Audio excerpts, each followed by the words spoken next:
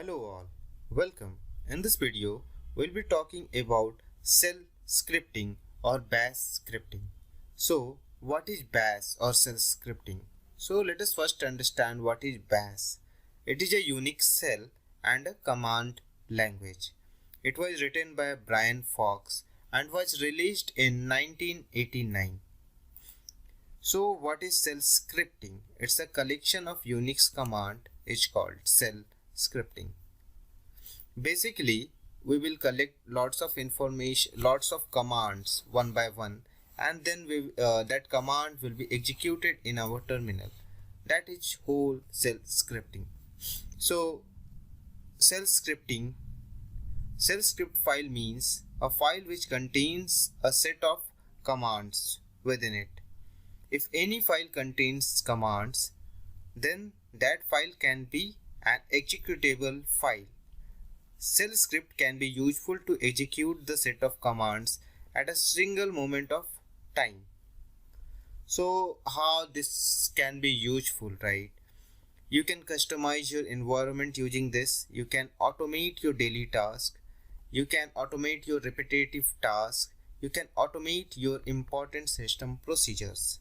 Now we are learning this shell scripting or bash scripting from a hacker's point of view, right? So how we can take benefits from this? We can automate our daily task, right? We can automate several things. Suppose when you get a domain, what you do lots of things, information gathering. You can automate that. Okay, these are the steps that I follow to find host header attack. No need to follow that step. Our shell is powerful enough to do that. So suppose 25 vulnerabilities that you test for any website when you are hunting, and out of that 25 vulnerabilities, suppose there are 10 vulnerabilities that can be automated, means your work is easy.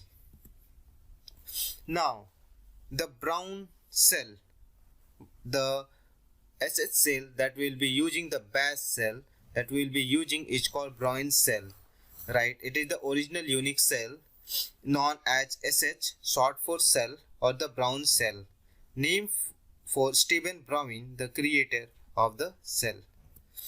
So this is all about in this introduction, right? Now without wasting time, let us move towards our Linux operating system and see what we can do now, as it's the basic. So we can see a few examples. So we'll be talking lots of things. So here I have just created a hello world, right? So let me just delete. And before we start, so let us understand this /not/bin bash, what it is, right? And before going into that, let us go again to here and have this. Okay, let me just create a new slide. A blank slide will be good. And okay, cool. I need a presentation here. Okay, quickly just go to the last section here. Okay, now we can start now. So what it is, so we are seeing hash sign is there, then not sign is there, then /bin, right, and then bash. So what we are seeing, okay, let us understand this two scenario. Whenever you see a cell, you see that it has been saved with an extension of .sh, right? Like test.sh, but it is not mandatory that you save any file in .sh extension. If a file is also saved in test, it will work. No need to save it with .sh extension. And whenever a command is executed, it goes first to this first line and read that line from here, and then it's come back and it's understand, okay, this is shell scripting and I can execute the command. So we will be starting from the next video. We will be understanding more about it, and we will be just directly focusing on how from the very basics, and then we will start creating our script. Thank you for watching the video. Hello and welcome. So this is our second video in bash scripting, and we will be now moving towards our scripting techniques and what are the structure that we will be following, right? So it is not defined, but we should always follow some standard. So we'll be learning that first, and then we in this video we'll write our first bash script or few commands we will see in this. So for this we will just create a new file and we will name it test.sh.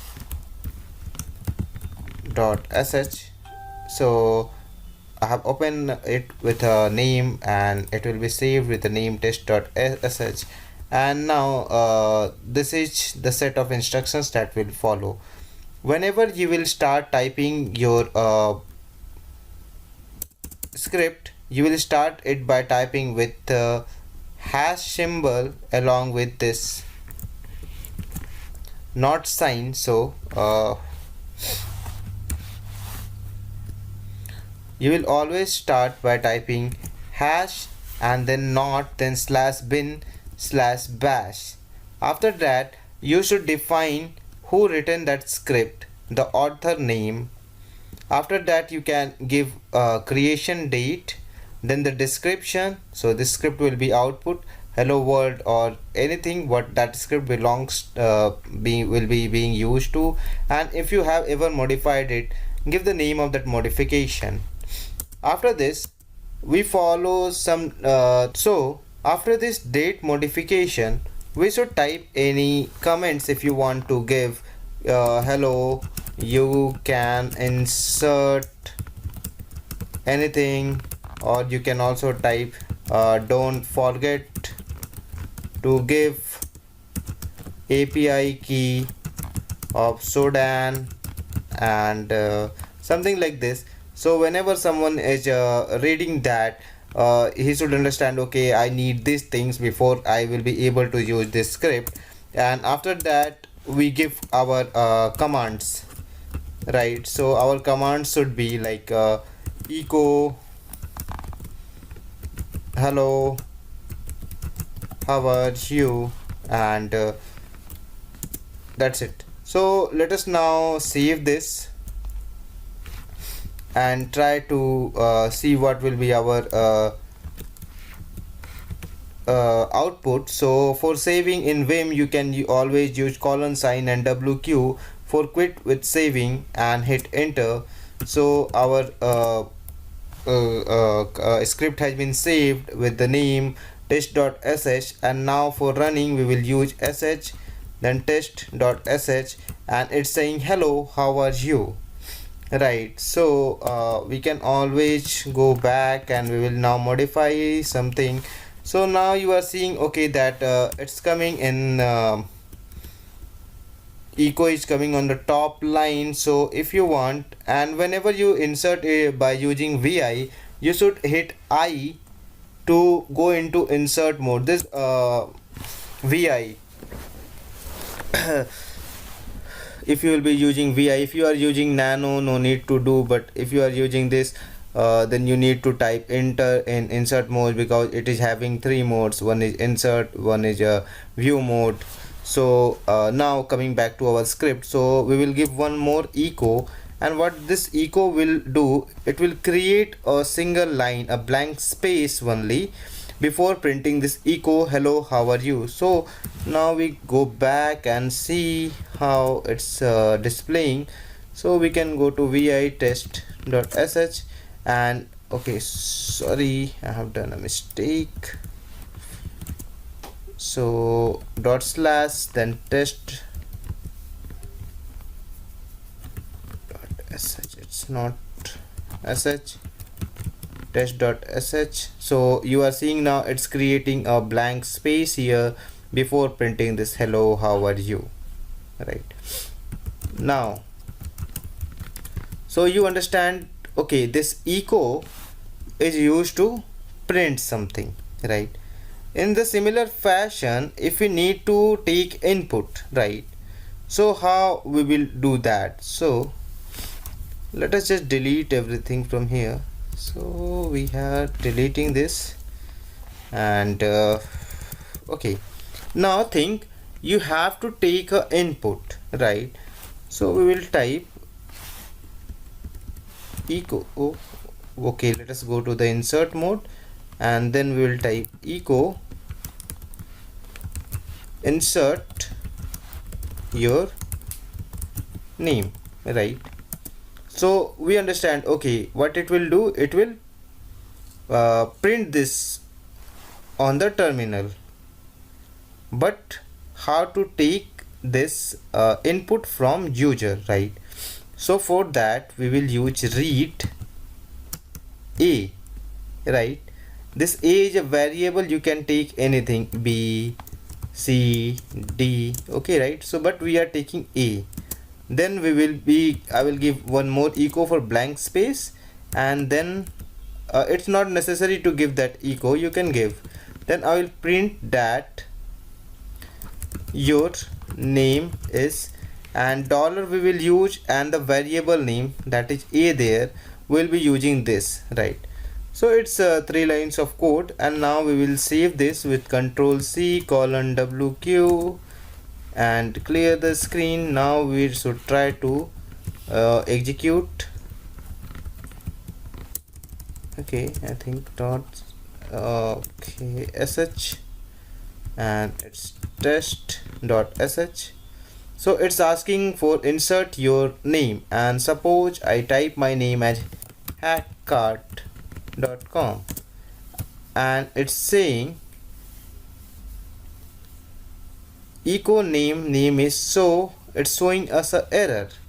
Now why it's showing us a error, we should move back there, and we should see if we have done some mistake. So you can see we don't give space here, so it's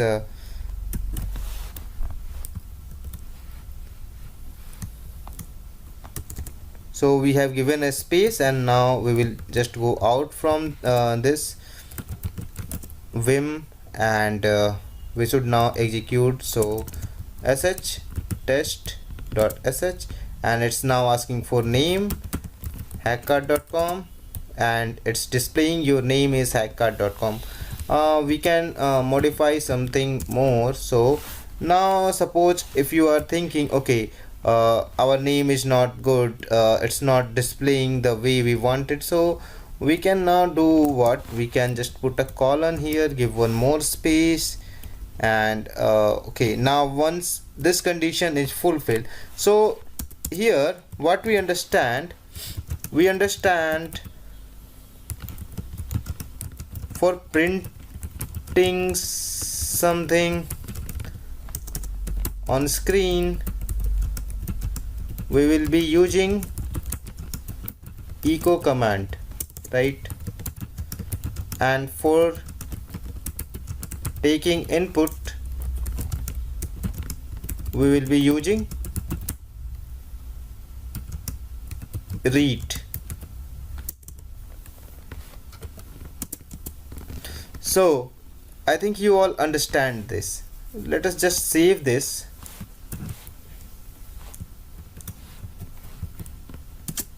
And we should create one more vi hello world dot sh, or let me just give you a different scenario. Now what I was saying in the first video, that it's not mandatory to save anything with an extension, right? So the similar thing is here also, and we will be not typing with any extension, and as soon as I will hit enter, this vim will create a new file name with hello world without any extension. So let's see if it works or not. So I have just created the file with the name hello world, and if you are new to vim, start using it, it's very good. and whenever you come to Vim by typing vi and some name, you will not be able to insert anything. It's showing error like pattern not found slash bin lab. So for entering into Vim, the first thing you need to do is to hit int I. As soon as you hit I, it's go into the insert mode, right? And when you are in insert mode, you can start typing. So whenever you start typing any script, you should start with this hash symbol, then give a not sign, then slash bin slash bash. That when this file will run in terminal, the first line it will be read by our terminal. It will know, okay, this is the bash command and what to do. Then I have told you to give the author name, so hash, then author name you can give here like Nitish Pandey. Then you can give description, you can give anything, it's not mandatory to follow this sequence only, right? So it's 2 and anything. So I'm just skipping all this thing. You can always good idea to give this and good practice to this, but if I will start doing all this thing, the video will become longer and longer and it's not good. So now we know that okay, we should type echo, and in double and after echo we should type anything and that will be printed, right? So we know this.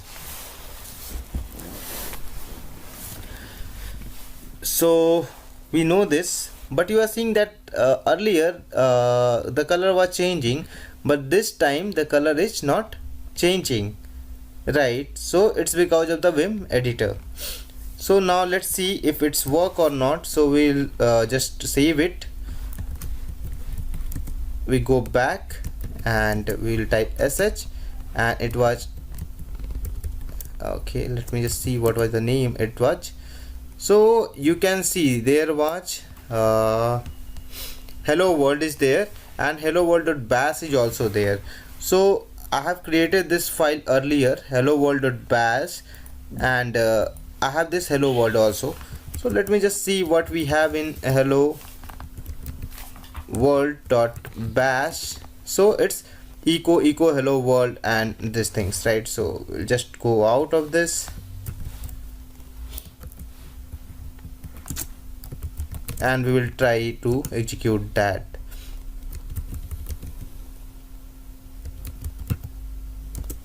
So you can seeing that as soon as we type sh hello world, it's being executed.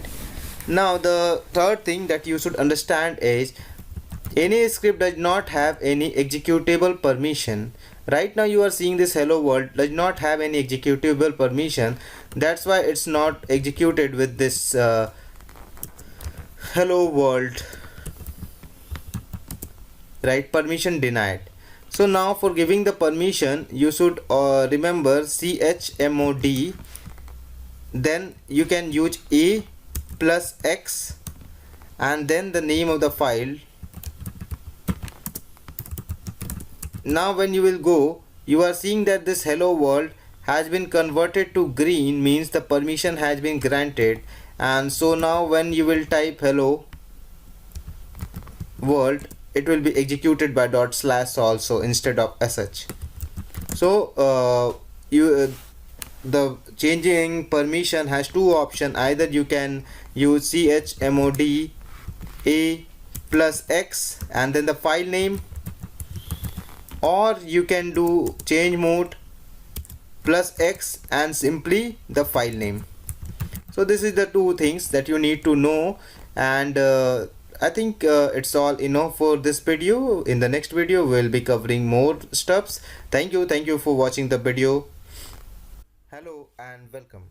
In the last video we have seen some basic commands like echo and read, but now our main motto is to execute commands, because we are learning this for our bug bounty hacking techniques, and for that we need to execute certain commands that will be that will help us to automate our task, right? So what should be the sequence of commands in that script? So it is like command 1, command 2 and command 3. The sequence you will type the command, suppose you have typed first ls, then it will list all the files in the dictionary.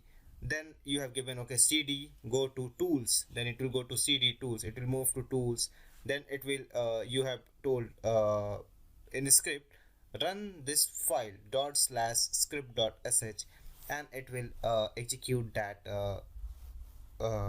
file, that script dot sh. So this will be in the sequence of command 1, command 2 and command 3. So now let us move and see, and we should go to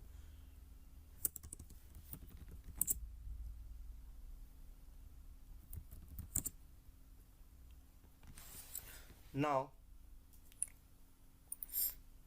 Here you are seeing okay, now we will remove this, and I don't know, okay, it's hello world.bash, no issue. So now, or let us just create a new file for it.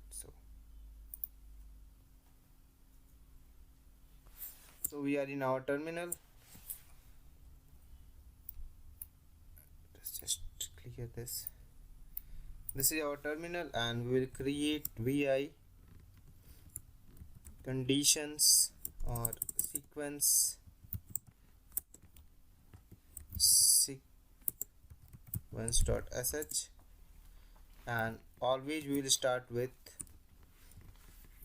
hash not slash bin slash bash, then hash author name, then you will type hash what is the content. So we will just be skipping all these things and we'll start. So how this command execution will take place, what will be the sequence, right? So suppose you type ls echo sequence followed in script. So we are telling to our script do a ls first. So I'm just giving one.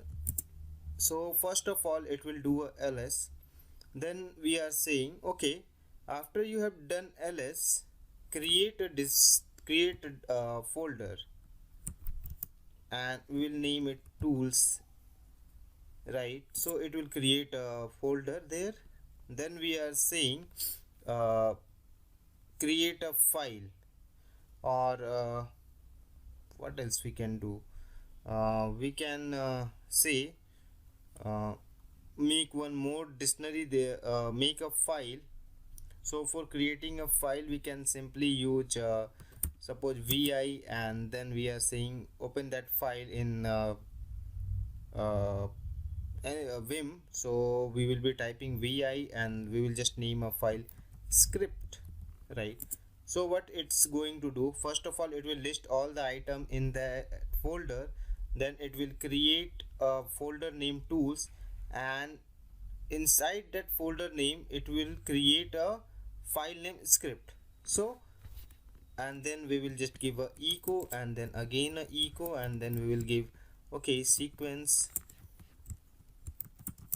completed, right? And we will just save this.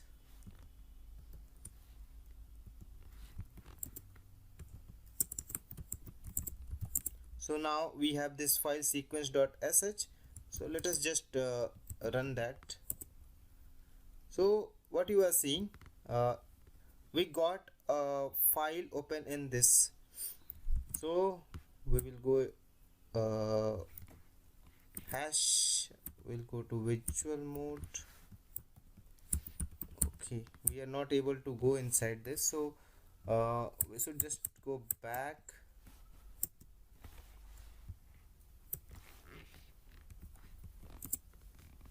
And now the sequence is completed.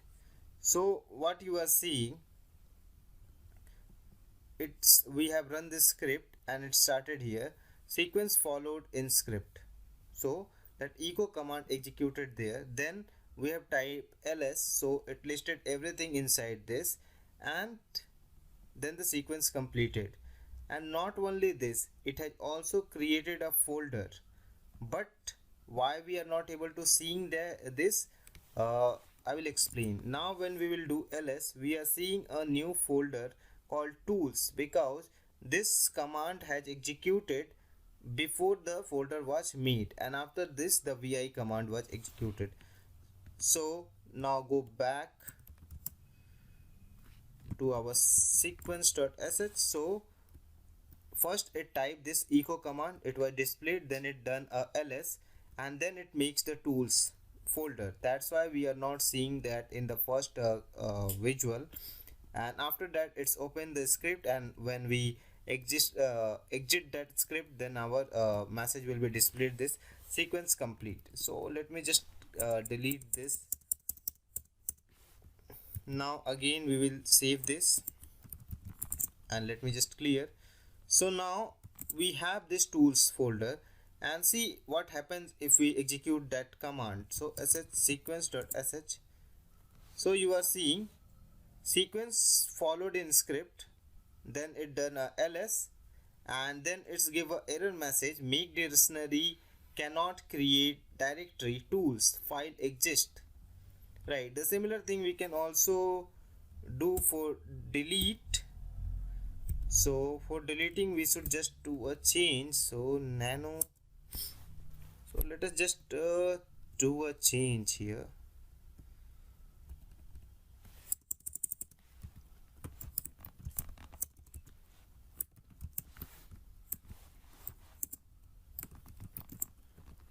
Now we should,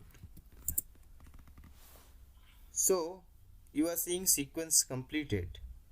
Now you are seeing the tool section here, but now when I will do ls, you are seeing the tools folder is no more existed, because that command has been executed and it has removed from our system, right?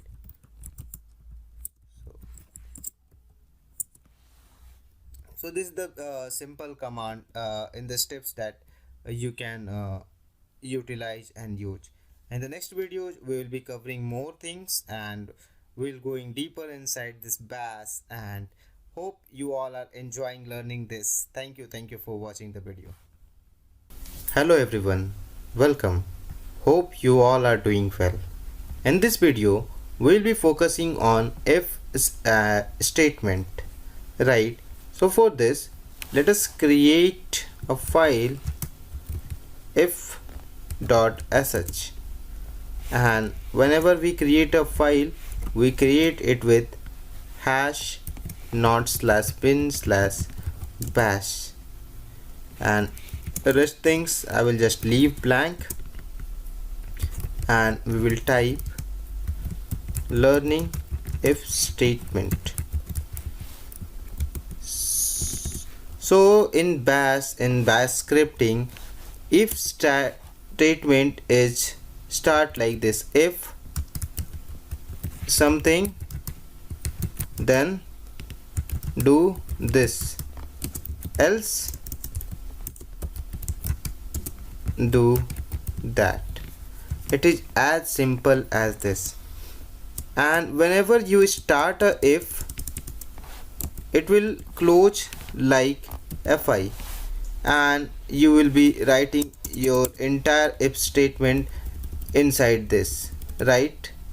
Like we have in different programming language, we can write any if statement in this two small brackets, but here in bash we used to write everything like this. If we are using if statement, it will start from if and it will end at fi. So now let us just understand this with a better example. So let me just delete everything.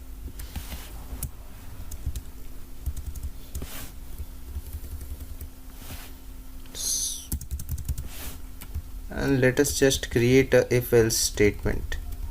So we will be printing echo learning if statement, and now we will be start typing our condition. So let us define a variable count equals to 100, right? And here we will be start giving our if statement. So if right? Then we'll give our statement and it goes in big bracket, and it will be right like this: if dollar sign and then count, because we have defined that count there, is equal to, so for equals to we give hyphen eq, and then we are comparing here. Then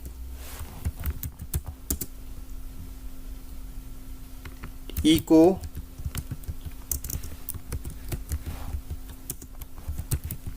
count is 100, else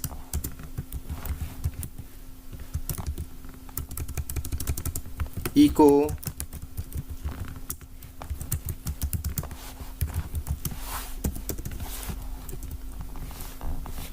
so what it's doing, first we are printing echo learning if statement, then we have given a condition, we have defined a variable count and assigned 100 to it, and it's checking if count the variable value is equals to, right?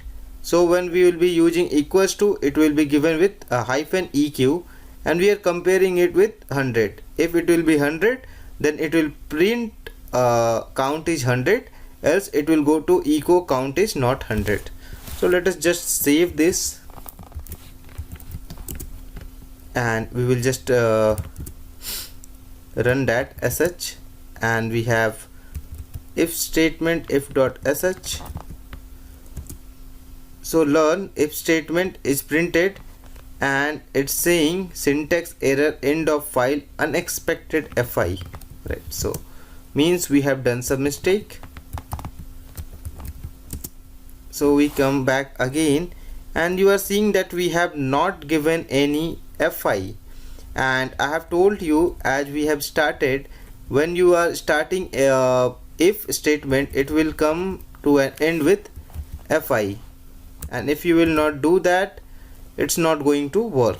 So now when we will go back after saving it, so let us just save it, and again now when we will run that, it's saying learning if statement count is 100. So what you are learning here, you have learned two things, that whenever you will start a if statement, it will be ending with fi, right?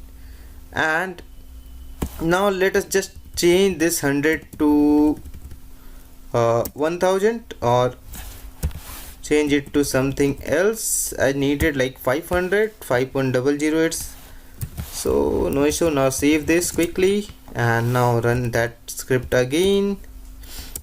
So it's saying count is not 100. Now how it will play role when you are developing your script in upcoming videos. So what we will be doing there, let me just give you an overview of that. So we are coming back here now at the place of equal.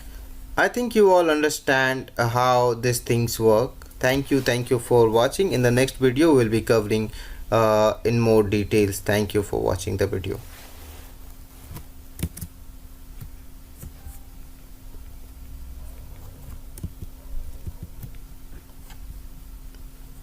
Hello everyone, how are you? Hope you all are doing well. So in the last video we have learned lots of things about Bash, and we will be continue learning more in this video. So for that, let us create a new file, name it elsif.sh,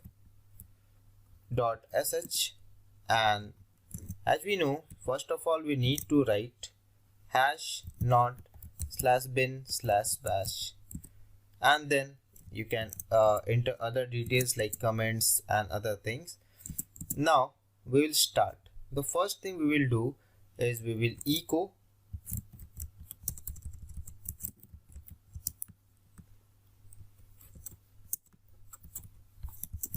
enter the password to access website.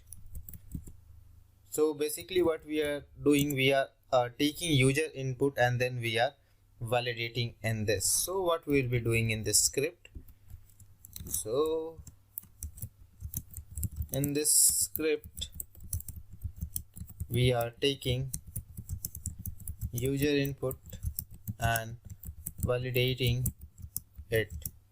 You will understand this how we will be using this for our online presence and use. So it will be the interesting part, but before moving towards that advanced portion, we need to understand each and everything. So from now, when you will see a script, you should understand what's going on in background. So now coming back here, so we are asking the user, we are basically displaying the user enter the password to access website. So user will get the notification, but he will not get any option to input. For giving the user option to input something, so we will be using read function, read, and we should now give a variable name which holds the value. So we will give name it password user or user password. So password user. Now I just want to echo you have entered, and then we can display this by dollar password user, right? So it will give it to the user, it will display back to the user. Now we will start running our command, which is if $, then the value of that read one, it's user, and then equals to to compare with the password that we already have. So suppose the password is hack cart. If it will match, then echo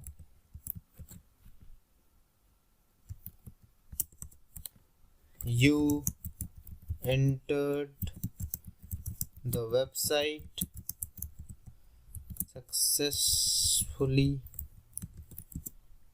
else echo you are not authorized,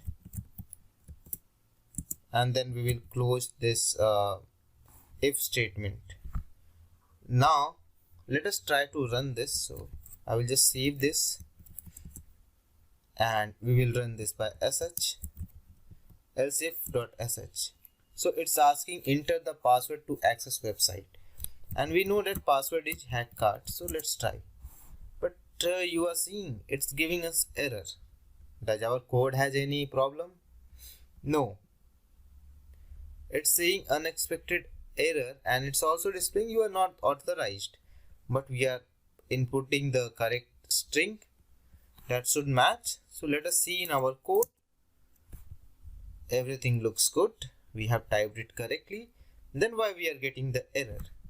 So let us solve this problem. Now the problem is, you are seeing some of the scripts are green, but some of the scripts are not green, like this elif.sh. It's not green because it does not have permission, so it was showing error. So let us just give it permission and then try to execute. So for giving permission, you know what we need to do: change mode plus X, then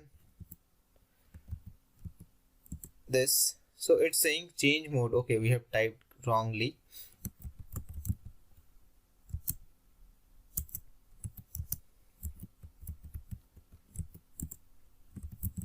Now when we'll do ls, you can see this as green, and now when we will run this, it will asking for password. You have entered hack cart, you entered the website successfully. So it's basically saying this, and we are entered. Now let us try to do a wrong hacker. It's saying you have entered hackcard, you have entered hacker, you are not authorized. So you understand two things here. First, you need to give permission to the script to properly run. So from now onwards, whenever you run this, create a script, provide it permission by changing mode and then executing it. Else it will create problem. And you can also run it through this. It's not that you need to run it through // only. You can use sh also and it will work fine. So when you try to run through sh, is it work fine? No, it's not working fine.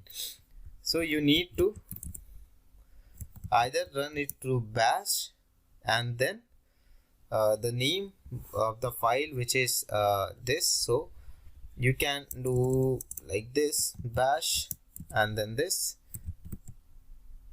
hackcard. You enter the website. So this is the thing, right? So you understand two things here. You need to properly validate and properly give permission to a script to execute. Now, okay, I think you all understand this thing, and thank you for watching the video. In the next video we will be continuing further. Thank you for watching. Hello all, welcome. Hope you all are doing well. In this video we'll be learning keys. So let's start how to utilize it and learn more about keys. Why we need to learn? Because when we'll start typing our script, we will need all these things. So let us start by typing a simple case. So it will start with case and then with a $sign, and we will be taking an argument here, and then it will go in, and then we will have to give like start, and then if it will match, it will give a result echo, and it will give a output starting, right? Else what it will do, it will say, or we can just exit it. We will close the code block here by double semicolon, and then we will close the case by ESAC, typing it in opposite direction, right? So let us save it and see how it works. So for seeing this in action, what we will do, we will just save it and we will try to run this. So what I will do, sh, and then we will run this program, which is case.sh, and it need an argument, right? It need start. If we will get start, it will execute. If it will not get start, it is not going to execute. So first let us give start. So it's printing starting, right? Because case 1 is fulfilling here and it's printing starting right here, right? And what if we will not provide provide stop? So it's not doing anything. If we will type anything else, hello, it's not going to give any result. But when we will be providing sh and then case.sh and then start, it will say okay, I'm starting, right? Similarly, what if we want to check for stop? So you don't need to do much thing. Type stop and then echo stopping, and then you will end this code block by typing double semicolon. And suppose you want to check for status, right? So you will do status and you will do like this, and then you will print, or whatever task you want to do, you will mention below that. So it's status, and then we will end the code block here, and then the this case 1 is closed. So now let's save this and see how it's working. So sh case sh start, it's providing start. When we are typing stop, so it says stopping. When we will type okay, show me the status, so it will say status, so it's saying showing status. Apart from this, if you will type anything else like hey, it is not going to respond. So you can type as many command as you want to execute just below this. So this is code blocker. It is showing when the code is ending, means each time it start from start here and it's end here, right? For stop, it start from stop here and end here, and for status it start from here and end here, and all the cases is compare here. So the case statement is running in this loop. So I think you all understand, get an idea for it. Hello and welcome. In this video we'll be talking about cases. We are focusing on read function from last few videos, and this video will be continuing it to a next level. So let us just create case 2.sh. So this is our file, and we start our file by typing hash not /bin/bash, and then we start providing giving information like author, and then has created, and so on. So I think you all will following this and providing these details. Now we will move towards, so in this what we will be learning, we will be taking user input, and then we will be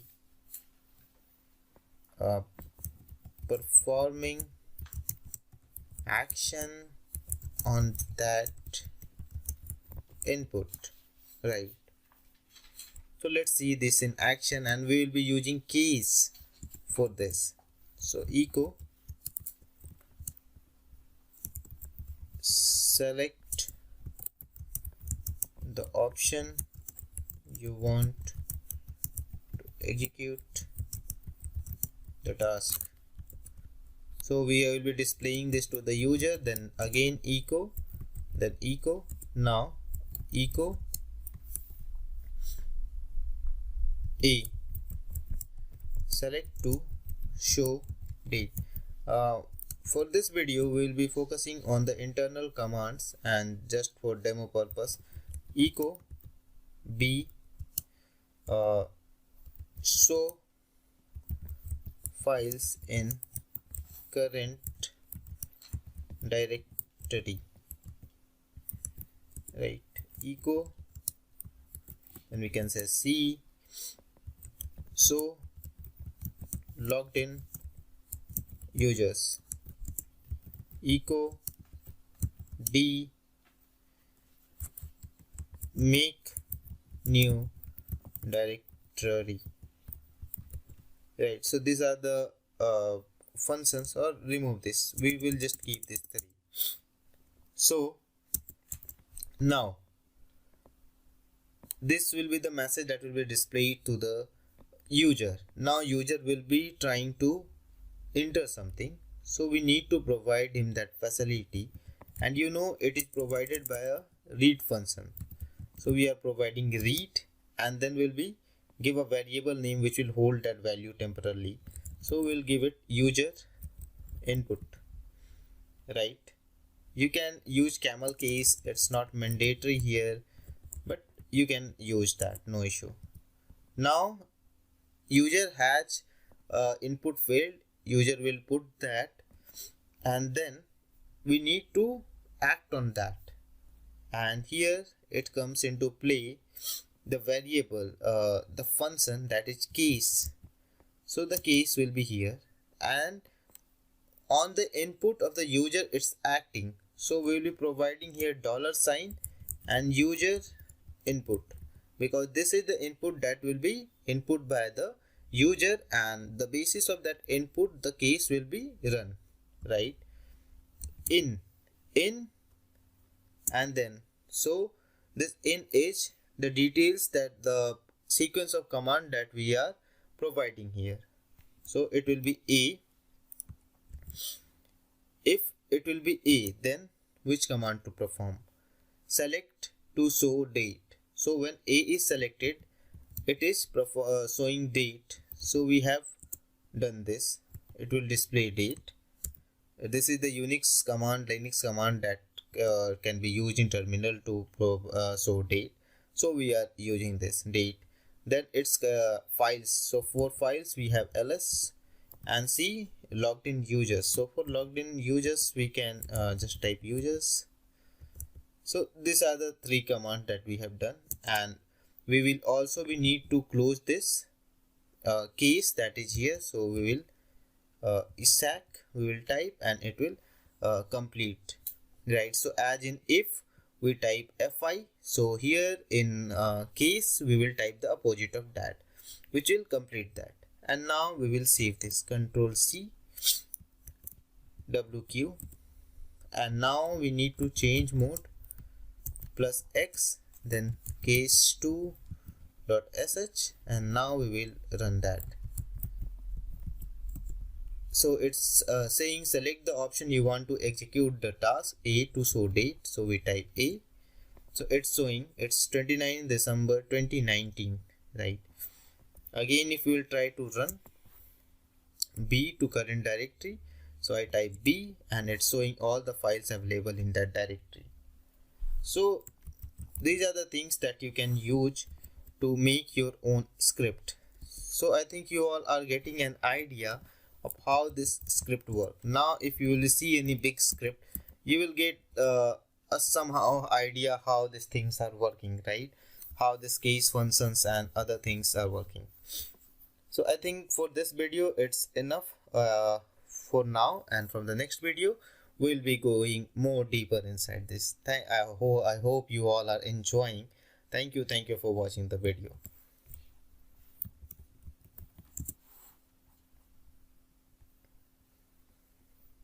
Hello all, welcome. In this video we are talking about do while loop. So what it do? Let us understand this by this quick example that I have already typed to preserve our time. So it's count equals to 0, number value I have given 10, it's while, then the while function arises here.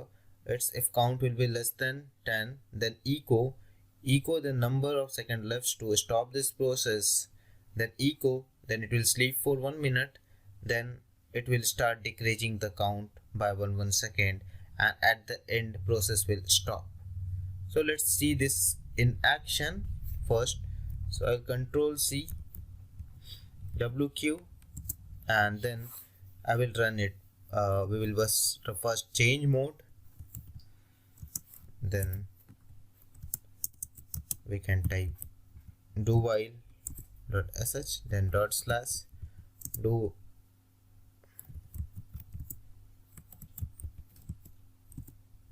ten seconds left to stop this process, 9 seconds left to stop this process, 8 seconds left to stop this process, and so on, and at the end process is stopped. So till now we have completed almost everything that is required to create our first script, and that script is of real world example and real world thing that you can do to automate your process. The first script that we'll be writing in the next video is to automate something to install a tool inside your Linux or Ubuntu based operating system, right, to configure your operating system. So the first script that we'll be writing, I will be just showing you one example, and rest you will be understanding how to do. The main motto of this bash scripting is you should understand how to use this script, how to write your own script, because you cannot just depend on others. You need to write your own script if you really want to do something good for our community in the field of hacking and so on. So I think it's clear for everyone for now. Thank you for watching the video, and in the next video we'll be writing our own first script. Thank you for watching the video.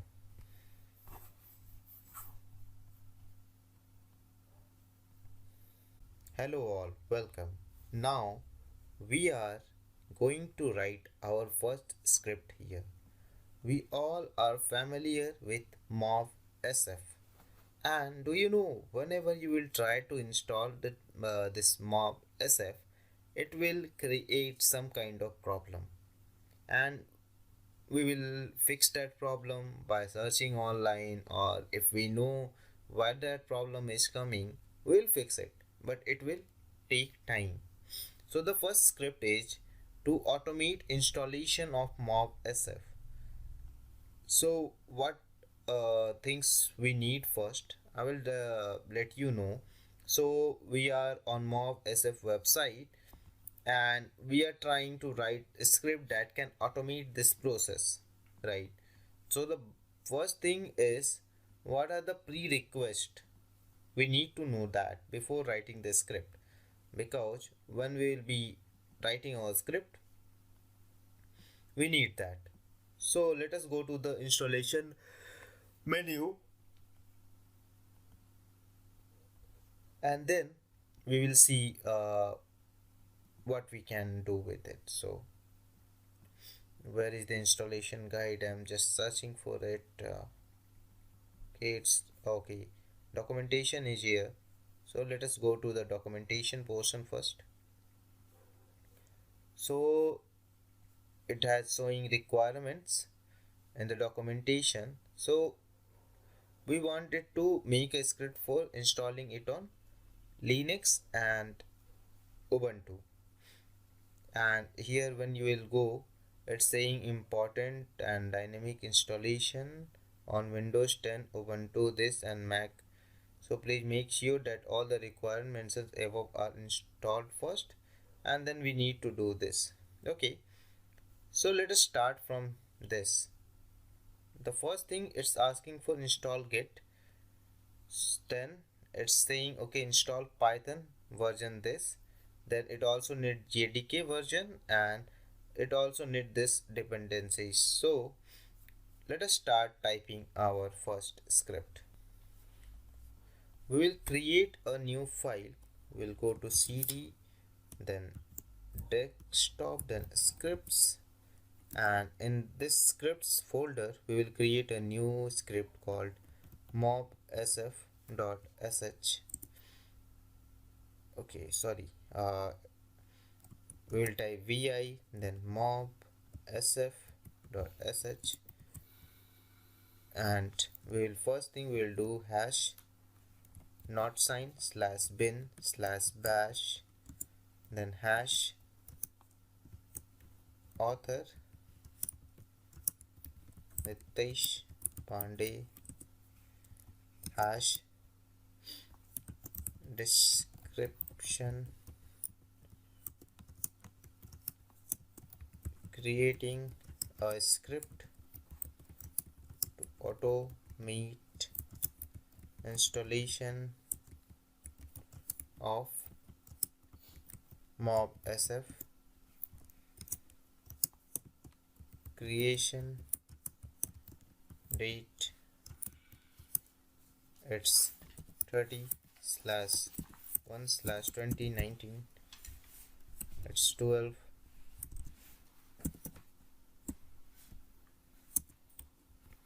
If you have any modification date, you can provide it here, and it's not applicable. Now first thing, echo.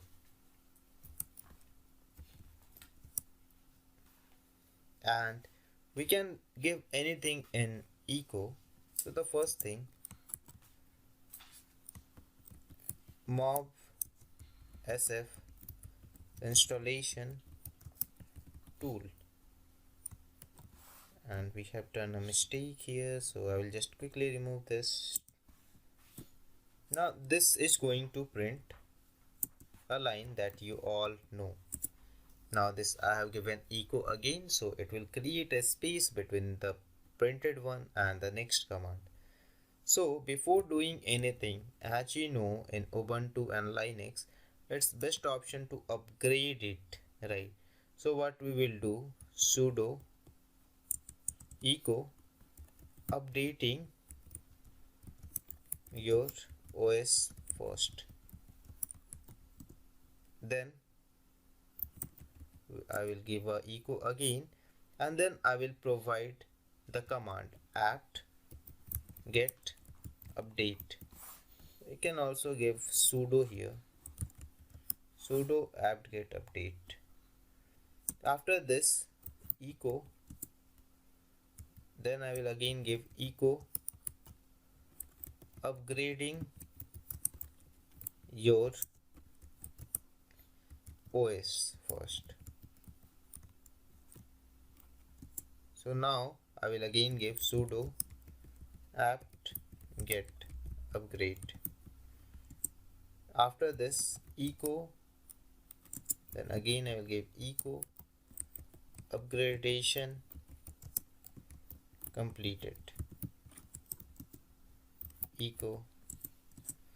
Now we have updated that thing. Now the first thing we will do, now it's saying to install git, right? So what we will do, echo if git has not been installed, then this should work, but for now we are just following it. So installing git in your, or you can in fact ask the user. So give a message, do you want to install git, or just leave that for now, we will covering it in the next videos. For now keep it simple, echo installing git in your system, and then we will give the command sudo apt get install git echo. Then again we will go down, and now it's saying to install Python, so we'll give echo installing Python in your system, and then it's provide the command. So the command is sudo apt get install python 3. Then I will again give a echo, then echo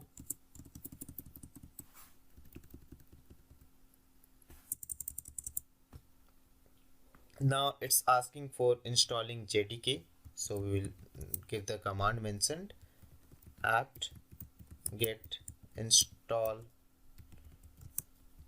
OpenJDK version 8, then JDK, then echo. You can also give one more echo and write installation completed sort of thing. So installation completed of JDK. Now it's saying for installation of this dependencies. So what are these dependencies? So I'm just leaving this for now, or we can just write so echo, then echo installing dependencies. Now type the command sudo apt install python 3 veni, then again it will be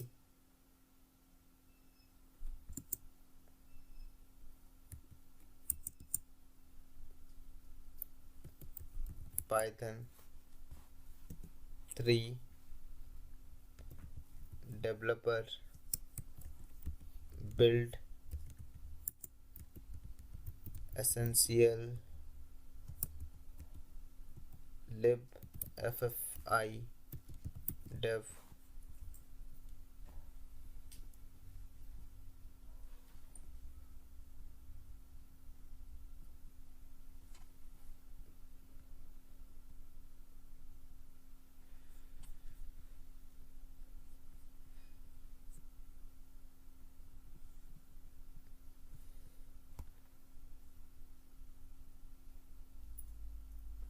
Then it's also saying libssl dev libxml 12 dev libxlt1 dev lib jpeg 8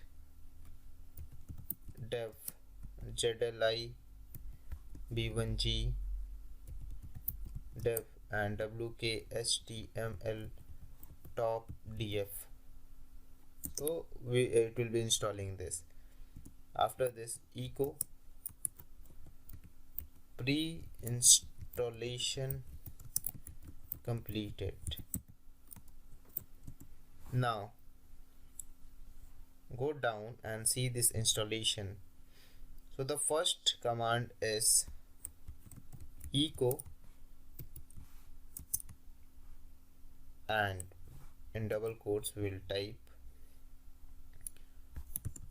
downloading mobsf from GitHub, and then we will give the command git clone https://github.com/mobsf/mobile security, then framework, then mobsf.git. It will clone it. After cloning, it's saying okay, go to cd mobile security framework, then it's again saying go to mob sf, then it's saying run ./setup.sh, and then we can output echo installation completed.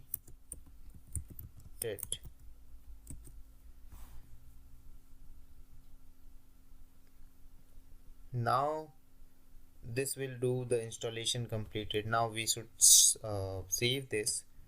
So let us save this.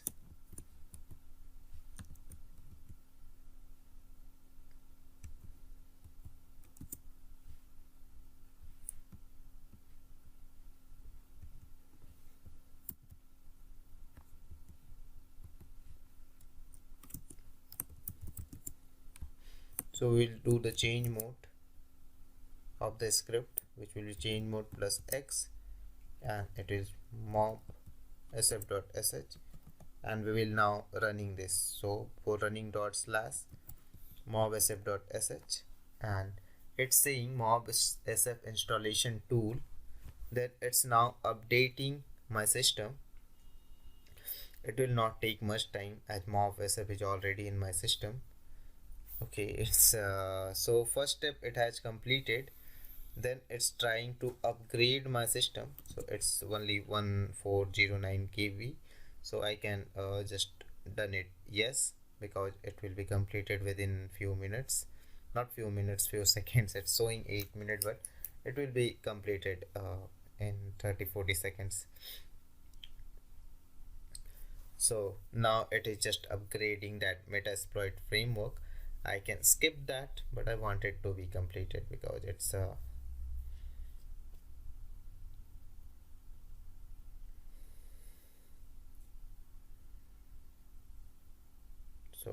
it's 99% now. Okay, now it has been upgraded, that 153 MB it has downloaded, no issue. and now it will be performing next task that is available that we have provided. So it's downloading everything and it's trying to unpack everything. Okay, now it's doing for Metasploit only. After this, according to our script, it will try to download that portion. We will skip because it will take long time. But I think you all understand, you all get an idea of how to write a basic script. Write on your own. If you have any problem, discuss it in group. I'm ready to help anyway. But first try to do it yourself, right? So I think you all understand and you all seeing this how a script is working, how it's performing its task. So you just need to follow the sequence you want any task to be performed. In the next video, we'll go more deeper inside the scripting language and we'll be writing few commands that we always use so we can automate that and we will be learning in that video.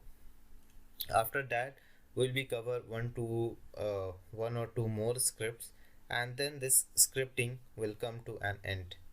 So you are seeing that okay, these commands are not executed because I have typed, and now it has come to downloading mof sf. So I'm just exit that because I already have that. But the main motive was to show you how to do this, how the scripting works. So now try to create a program, try to create a script and try to automate this, and you can always put this on GitHub. I will show you and we will be creating some more interesting scripts to automate our online task. Like we'll be creating a script that will automate the process of finding vulnerability, then sorting that vulnerability, then finding live websites of that and then taking screenshot of that and then providing you details.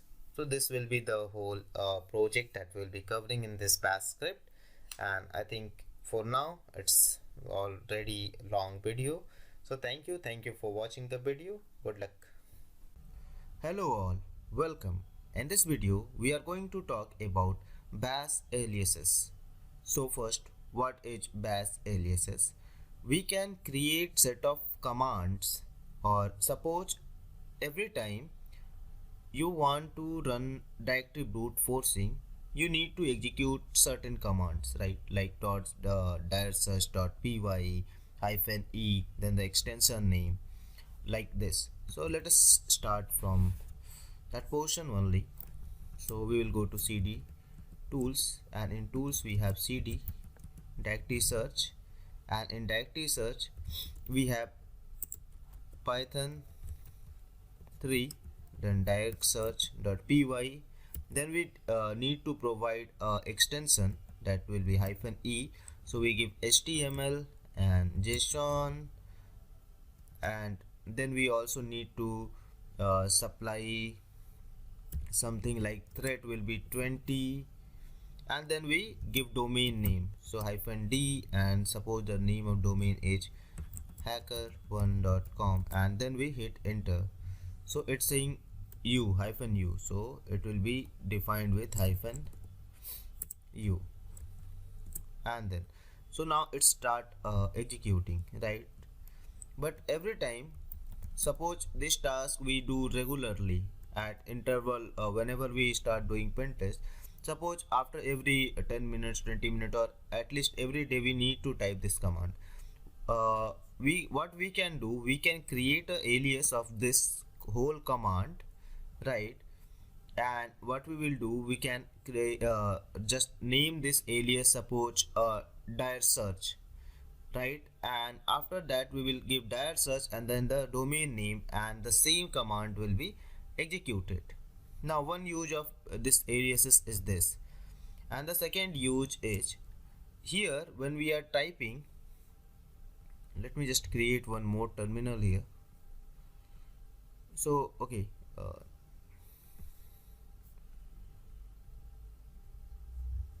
just need one more terminal, so it's new window is here. So now right now when I will search python 3 dir search.py, it is saying directory search.py is not found. If we will search directory search also, it's saying can't find in main modules, right? But when we will execute it, we will ask here python 3 directory search.py, it's saying URL target missing, means it's executing. But when we will type SQL map, it will be executed. Here also if we will type SQL map, it will be executed. How it's happening? SQL map we can execute anywhere in the system, right? But we cannot execute directory search anywhere in the system. For make it working, we should assign path of that in bash profile. If we will do that, we will be easily able to run that. So let's see this in action. So everything, every aliases we will be creating, we will be saving that to dot bash underscore profile. So this is our bash profile, and we will be not doing any changes there. We will come right down here, and now what we want directory search to be executable anywhere in the system. So for this, what we will do cd and cd, then it will be, we will create a function first and we will name it directory search, right? And we will create a function here. In this function we will give the details. So it's cd, then tools slash dir search, then in directory search python 3, then directory search.py, and now let us save this. So control C, WQ for saving, and then we will source.bash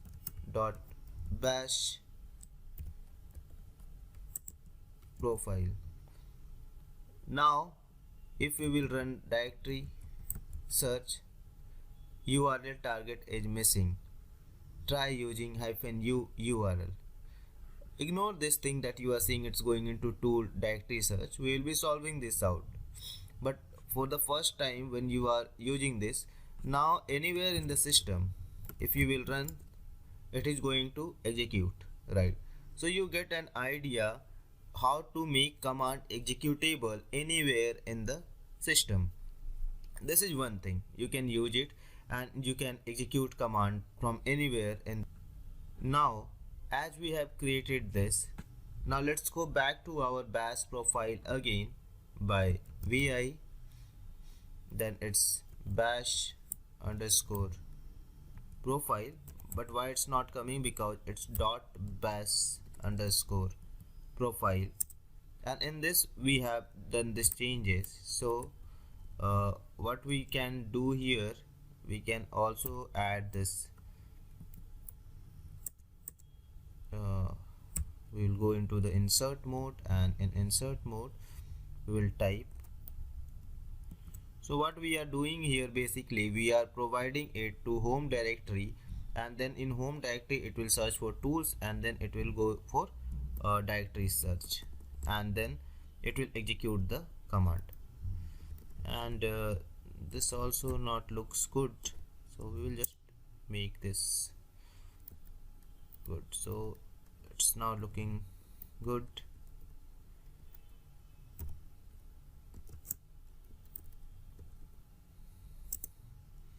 Now we have done this for directory search, but what else we can do? So we know that whenever we are going to type anything, whenever we need to do directory search, we follow this set of commands, right? So what commands we are following, let us see that first. So what we are doing, directory. So we are following python 3, then we do search.py, then we give a domain name -u and then the name of the domain, so domain.com. So when we will start creating our command, so it will be python 3, then search.py, it will be same, then -u. Now we need to take input from the user, so we will give it with the name of the $1. So it is the user input. We will be taking the URL as input from the user, right? And then we provide -e, right, the extension. So suppose for now we are not taking extension as input, so we will provide extension will be HTML, JSON and PHP and blah blah blah, whatever you want to give you can give there. And then we will do. Hello all, welcome. Hope you all are doing well. In this video we'll be talking about for loops. So let us start by creating a file name vi and let us name it for loop.sh. Now we already know that we always start a script by typing hash, then not/bin/bash, and then we give other details that I'm skipping, you can provide. And what we are talking in this video, we are learning for loop. So let us see the syntax of for loop. For I in 1, 2, 3, 4, 5 and 6, do echo print $1 times and done. So this is the syntax. For loop is started here and it will end at done. So it will start by, and I is the variable, so it can be anything, in 1, 2, 3, 4, 5, 6, and it's saying do for I equals to 1, I equals to 2, I equals to 3, I equals to 4, I equals to 5 and I equals to 6, and it will print that much time, right? So let's see this in action. Control C, and I'm saving it, and we will change mode. So we'll change mode to change mode plus X for loop.sh. Now we will do for print, and you are seeing this skipping $1 is not coming, but 1, 2, 3, 4, 5, 6 times it has printed, right? So now going back there,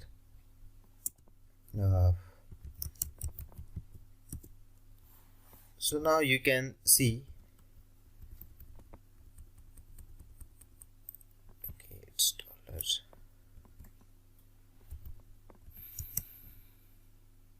Now what we, if we change this to, we just remove this 5, 4 just for verification if it's everything is working fine. So we'll go, and if we'll run again, you are seeing it's printing 3 times only. So I think you all understand how this for loop works. So thank you for watching the video. In the next video we'll be covering more. Hello and welcome. So in this video we'll start learning how to script, and we are going to develop a tool which will perform different activities. First of all, it will take an input from user, then it will find all subdomains of it, of the main domain, then it will find all the live host of that subdomain, then it will sort it, make it unique, then it will also perform various tasks. And you can always modify this script for your own use, right? So we will be starting this script, and in the first phase we need a domain, a input from user. So in this video we'll be taking input from the user. So let us start typing this script or writing this script. So I have already always told you all that we should start by giving hash not slash bin slash bash and then hash name of the author. So it will be Nitish Pandey. You should write your own name when you are typing this or writing your own script. Then date, today it's 01 Jan 2020, and hash date modified if any date it is. So this tool we can also tell about the tool. What is the tool? So basic tool, right? So now let us start taking input. So I will just give a comment here, taking input from user. So there are different ways of taking input from user, but we will be using while loop and get option with case. So see carefully how to do this, right? While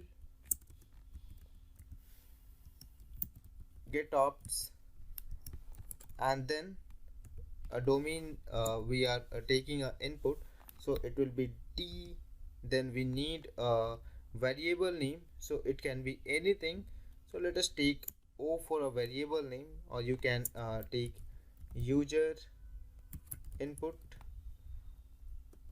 and then do, and then we'll start typing our case. So case start typing from here, and then we can give dollar symbol and user input, right? Then we should go back here, and what we will do, semicolon, and it will be closed. Now we will close the case, and for doing this what we will do, we will type ESAC and then we will write done. So this script, what it's doing, it is taking get ops option, then taking a input, and domain name should be mandatory field. So when you need to make something mandatory, assign a colon sign after this, and then we will also assign here, so all the errors will be removed, right? So let us save this and let us try to execute. So we are getting error here on line 11. So line 11 is here, and why we are getting this error message? Because we have done some mistake. So output, and here should be a in, then only it will start finding, and we have also not assigned our options, right? So we have done a mistake here, and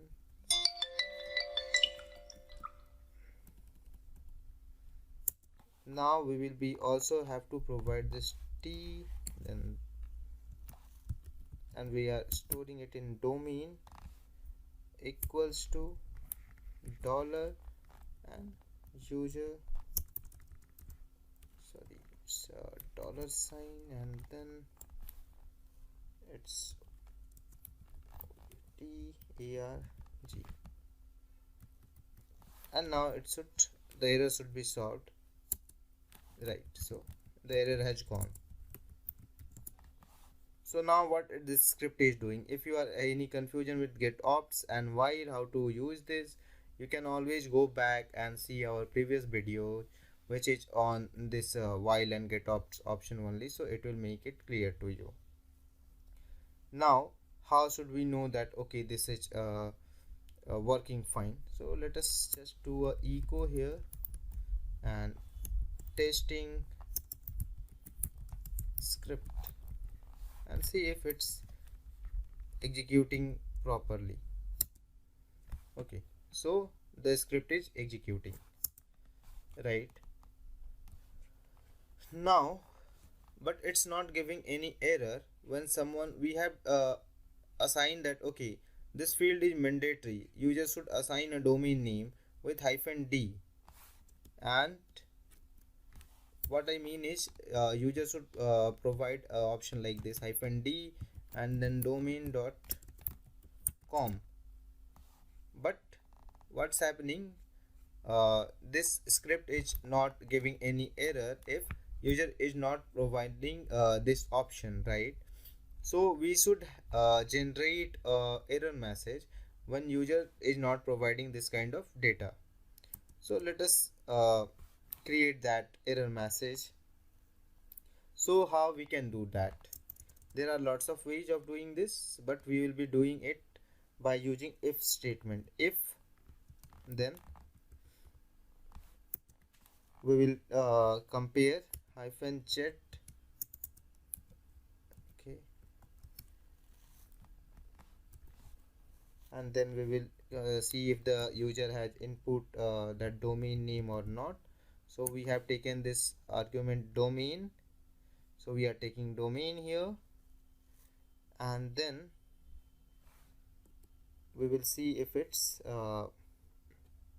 now if this is blank, then echo please input with -d domain.com. Let's see if it's working or not. So what we will do, first we will type with, so it's unexpected end of file. Okay, we are getting this error. Why? Because we have started if here but not completed that. So fi, when if will start, it should come to an end also.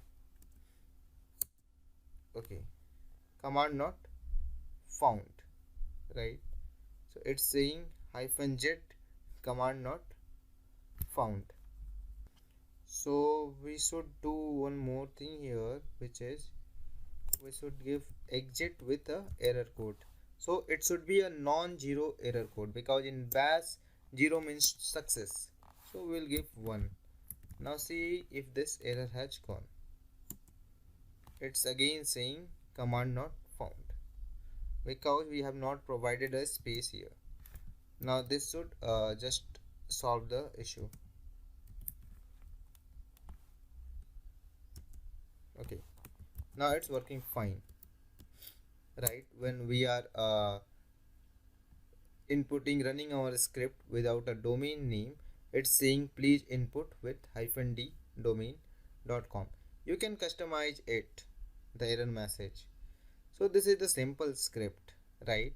That is taking an input from the user. Now this domain variable, right?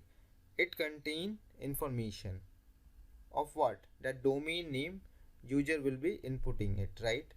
And now we will be if user will not provide a domain name, it will ask the user to give a domain name. So now let us see by providing a domain name, and let us give a domain name example.com.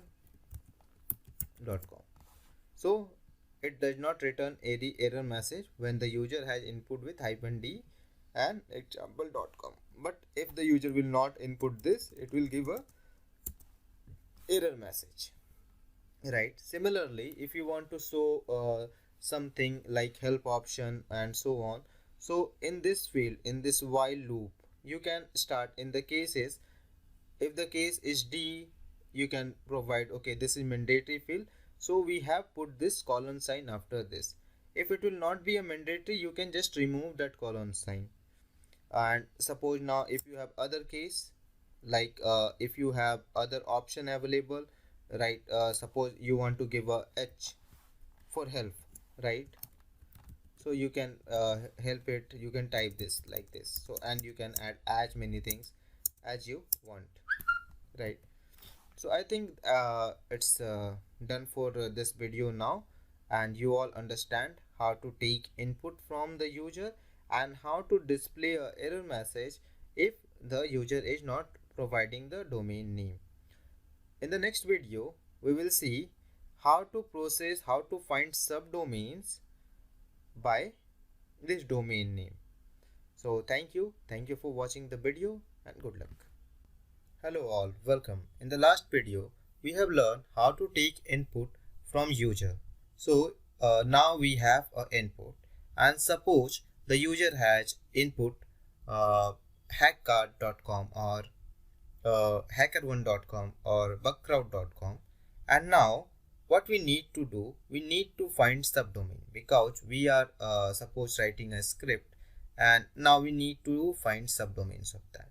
So what will we do, how we will process this data?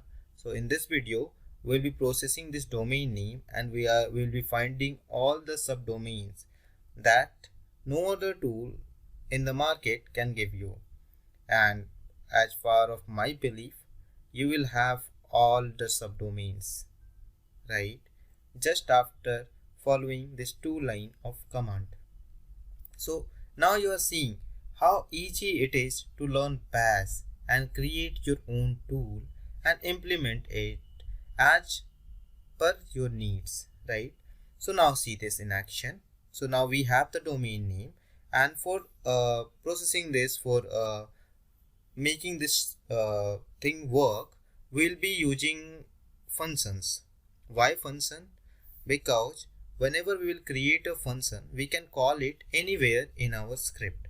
So we'll be create a function. So let us quickly make a function and name it enum or subdomains.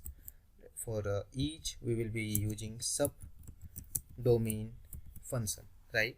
So we will name it function, and with small bracket we'll give there, and then it will be inside this curly braces.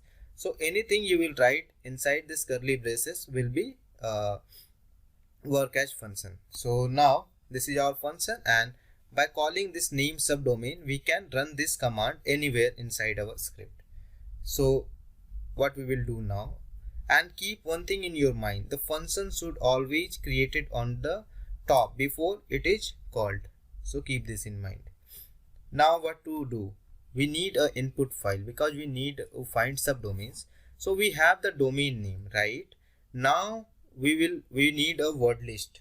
So the word list, I always used JSON headings all.txt, but for this demo purpose I have created a word list which is very short, and I have created this much words there: hello, test, test 1, test 2, test 3, 4, 5, 6, 7, 8, 9 and 10. And now what we are doing, we need this as input. So what we will do, input, for taking input, and we will name it, and we will assign the text file to it. So we will give test.txt. So we have taken an input and we have assigned this. Now what we will do, we need to run a while loop. Now in function we will be using while loop, and we will use read command, right? So what it is doing, it will read, we need to read this text file because in each line it contain a word, right? So if you will see here, it contains a word on each line, right? So if you will get any dictionary or word list, you will find it the words are mentioned in each line, right? So we need to read each line there, and then we will be substituting that line with our domain name, and in later video we will see how to process that also. But for now you understand this, how to enumerate subdomains offline, and then we will find all the subdomains online. So now while read -r, and we will give line. So what it basically doing, it's reading line, each line, right? And then it will store each line. So we'll see do echo will now print, and what we will print, we will give a dollar sign here and then line, because this line is storing the data of each line, right? Then we will give dot, and then we will give dollar sign again, and then we will give domain. Now where this domain is coming from? This domain is coming from here, the domain entered by user. It's stored in this domain, and now we can use this domain anywhere, right? So now we are using it here. So what it will do, basically it will echo each line, and it will store it in a new file. So what it will do, each word list means it will read hello, right? The hello it will read, and it will come back here, and it will hello will come here, then dot, then the domain name. So hello dot hacker1.com, and then we will need to print it to a file, right? And then the loop will continue. So let's see this. Now we will save this to a new file and name it suppose subdomains.txt. Subdomain.txt. So this will be our subdomain name. You can also generate it dynamically, no issue, but we will be going with this method only for now. Then we will type done, then less than sign, and then we will type dollar sign and input. Now this input is the input we are taking. If dollar input is less than, it's done, right? Now our script is completed. This 4 line of code will do much better than any other tool, and believe me, it's going to work. So now what we are going to do, now let us just echo something. One test will complete, we get an idea.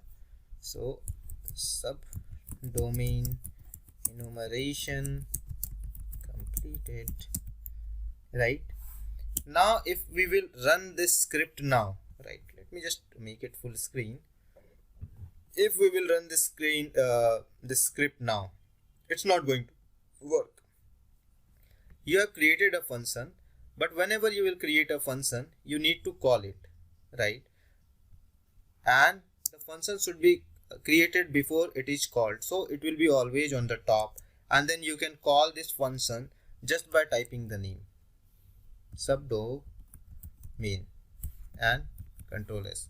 So now this will be called, and once it will be called, it will print a subdomains list, and then it will type a message subdomain enumeration completed, right? So we have saved this, and this is saved in script.sh. So now we have here a list of files, right? And we don't have that subdomain name or something like that. So now let us fire up our terminal. So this is our terminal, and I will just show you vi script. Okay, it's in cd desktop, then projects, and in projects we have vi script.sh. So you can see this, we have created a file name subdomain, and here is our code. And now we need to, so let me just quickly go outside this, and now we will call this. So what we will do, ./script.sh and d, and we will give hacker1.com and see it in action. Subdomain enumeration completed. So you can see how speedy it is, right? And it has created a file called subdomains.txt, and it contains all the subdomains. Now how it works, right? There are lots of projects like Sonar and all, and like this all.txt, it's a large file, right? If you see the properties, and it contain almost all the subdomains, 26 MB text file, right? So you can assign this here, or let me just show you by assigning this. It will take a bit longer, but let me just show you. Okay, you can see this file. This file contain everything. Not a single subdomain is going to which does not have in this, right? So let us just edit our script. So now we will quickly edit our script. So here we just need to do one changes in the input file. We will just give all.txt and now control C colon and WQ, right? And then again we will run our script, and this time let us give domain name of any domain name, like suppose let's give our domain name and see what it's done. So it process has started, right? Now this subdomain.txt, when we will open, it will contain lot more than data which you are expecting, but all are not true subdomain data. In the next video we will be processing this data and we will be finding live subdomains, right? Because it created all the subdomains from the word list, and now we will be using MassDNS to resolve that. So you are seeing it has everything, and MassDNS can resolve data in 1 minute, right? So think about when this thing you will try to do with all DNS, it is going to take lots of time, right? But our script is going to do it very quickly, right? So it's processing. You are seeing the data is coming and it is still running, and it will be completed I think not more than a minute. So basically it is going line by line, line by line, line by line, and line by line, and it is just substituting the values, the domain name with that. And now in the next part, in the next video, we'll be brute forcing that data with MassDNS, right? Why MassDNS? Because MassDNS is really very speedy, right? It will process it in few minutes, like 1 minute, 1.5 minutes, not more than that, right? And now when you have this tool, you can create a subdomain list of every file that you have. Then in the later stage of video, what we will do, we will make it unique, and we will sort all the data, and then we will have that unique file. So think about when you will create this tool, and when this tool will be live, then how much time it will take to do subdomain enumeration and getting all live subdomains. Not more than 5 minutes, right? Or in fact less than that. So you are seeing subdomain enumeration completed. So this text file, and you can compare by running it to any tool that you know and see the results, right? So I think it's all in this video. Thank you for watching the video, and good luck. Hello all, welcome. In the last video we have learned lots of things. Now let's move forward and let's go a bit advanced level and more quickly deeper inside this project. So I have already written few scripts, few line of scripts. So I will just open it up. So this is our script. So I have added few lines here.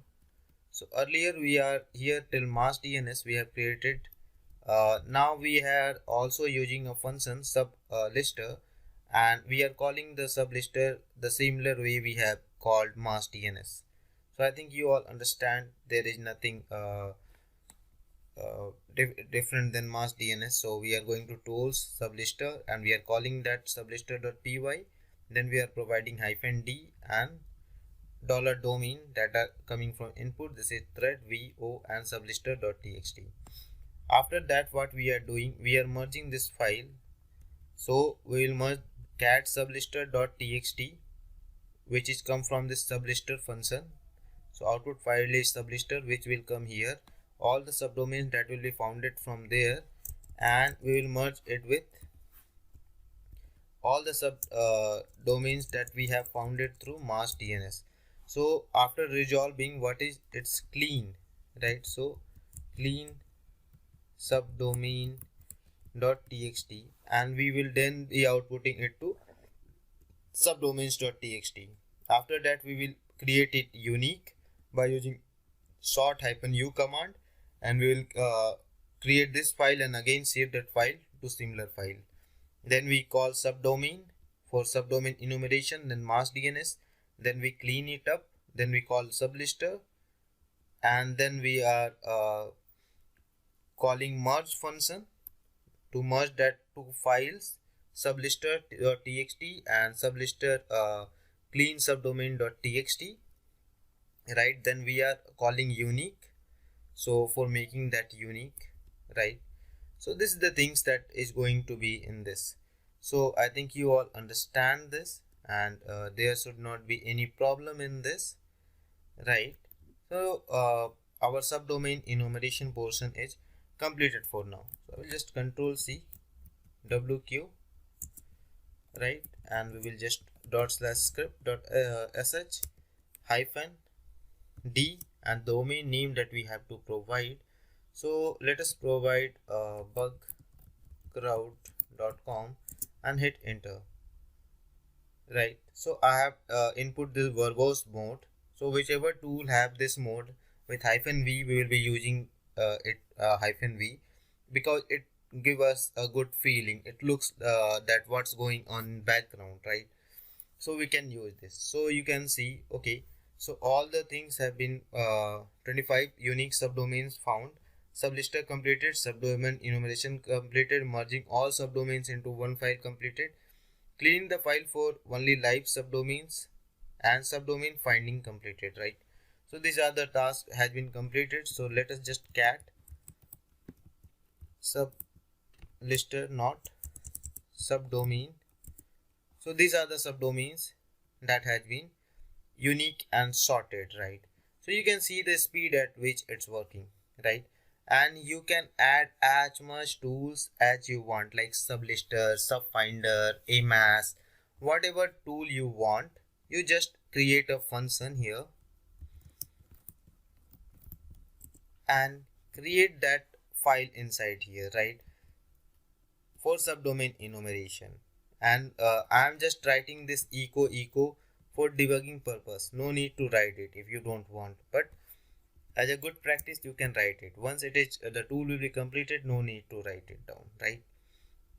So today we come to an end of this subdomain enumeration, right? And you all understand how bash works, how subdomain enumeration works, right? In coming future I'll be adding few more videos as an add-on, as in some advanced use. Meanwhile, you all practice, create your own tool. If you want, you can contribute in this tool, and I think you all have learned a lot in Bash, and Bash is going to really help you out. There are lots of things that you need to learn on your own. I can only show you a path, and I am showing you the correct path. So you know everything in Bash now, right? There are few things that has left and that I will definitely going to cover. But for now, from my side, Bash portion is completed. If you think something is missing or you have problem understanding it, let me know. I will definitely going to help you out. So best of luck from my side. Thank you for watching the video, and I'll be giving you one project, or you can also create this project and then you can send it to me, share in group, share it to other peoples. Create a good tool. Let us all together unite and create a tool that will be best tool in market, right? Thank you very much for taking my course, giving your time, and hope you enjoy. If you do like my videos, do share with others, and sharing means telling them that you learn from me. So that's all. Thank you for watching the video. Good luck.